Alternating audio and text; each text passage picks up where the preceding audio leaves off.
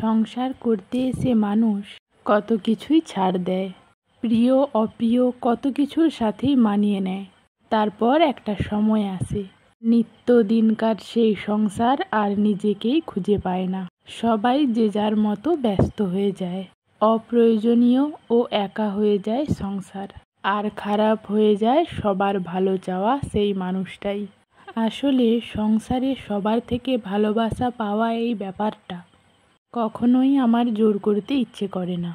ভালোবাসা বলতে আমি বুঝি নিরপেক্ষ স্বাধীনতা, একটা সচ্ছল জীবন ও সৌন্দর্যপূর্ণ সুন্দর সম্পর্ক।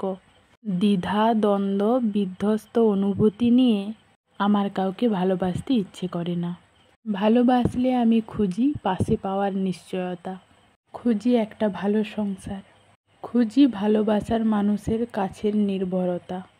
তার চোখে খুঁজি ফিরি আমার জন্য আগ্রহ, আকর্ষণ, কান্না, মায়া। কিন্তু প্রিয় মানুষের কাছ থেকে এইসব কিছুই পায় না। সংসারের কথা তো দূরেই থাক, তা না বলাই শ্রেয়।